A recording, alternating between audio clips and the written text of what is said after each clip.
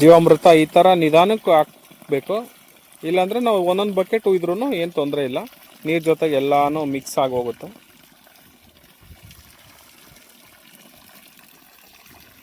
ಯಾವುದೇ ಬೆಳೆಗೂ ಈ ಥರ ಜೀವಾಮೃತ ಕೊಟ್ಟರೆ ಸಾಕು, ಬೇರೆ ಏನು ಕೊಡಬೇಕಾಗಿಲ್ಲ. 15 ಡೇಸ್ ಒಂದ್ಸಲಿ ಜೀವಾಮೃತ ಕೊಟ್ಟರೆ ಸಾಕು, ತುಂಬ ಚೆನ್ನಾಗಿ ಬರುತ್ತೆ. ಒಂದು 3 ರಿಂದ 4 ಸಲ ಜೀವಾಮೃತ ಕೊಟ್ಟರೆ ರಾಗಿಗೆ ನಾವು ಏನು ಯೂರಿಯಾ DAP ಹಾಕಿ ಬೆಳಿತೀವೋ ಅಷ್ಟು ನಮ್ಗೆ ಇದರಲ್ಲೇ ಸಿಗುತ್ತೆ. ಅದಕ್ಕಿಂತ ಜಾಸ್ತಿ ಇಳುವರಿ ಸಿಗುತ್ತೆ. ಸ್ಟಾರ್ಟಿಂಗ್ ಸ್ವಲ್ಪ ಕಷ್ಟ ಆಗಿರ್ಬೋದು, ನೀವು ಜೀವಾಮೃತ ಯೂಸ್ ಮಾಡಿ ನೋಡಿ, ನಿಮಗೆ ಸಕ್ಸಸ್ ಆಗ್ತೀರಾ. ತುಂಬ ಚೆನ್ನಾಗಿ ಬರುತ್ತೆ.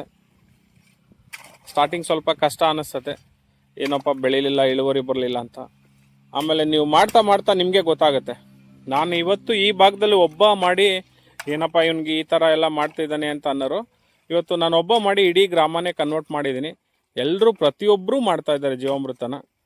ಹಾಗಾಗಿ ಎಲ್ಲ ಸಗಣಿ ಗಂಜು ಎಲ್ಲ ನನ್ನ ಹತ್ರ ಇಲ್ಲದೆ ತೊಗೊಂಡೋಗಿ ಮಾಡ್ತಾಯಿದ್ದಾರೆ. ತುಂಬ ಚೆನ್ನಾಗಿ ಸಕ್ಸಸ್ ಆಗಿದ್ದಾರೆ. ಸುತ್ತಮುತ್ತ ಜನ, ಅಕ್ಕಪಕ್ಕದ ಊರವರು, ಸುತ್ತಮುತ್ತ ಇಲ್ಲಿ ನಮ್ಮ ಅಕ್ಕಪಕ್ಕ ಜಮೀನವರು ಎಲ್ಲ ಪ್ರತಿಯೊಬ್ಬರು ಮಾಡ್ತಾರೆ. ಪ್ರತಿಯೊಬ್ಬರು ಅಡಿಕೆಗೆ, ತೆಂಗುಗೆ, ಬೇರೆ ಬೇರೆ ಎಲ್ಲ ಬೆಳೆಗೂ ರಾಗಿಗೆ ಮಾಡ್ತಾರೆ, ಮೆಕ್ಕೆಜೋಳಕ್ಕೆ ಸ್ಪ್ರೇ ಮಾಡ್ತಾರೆ.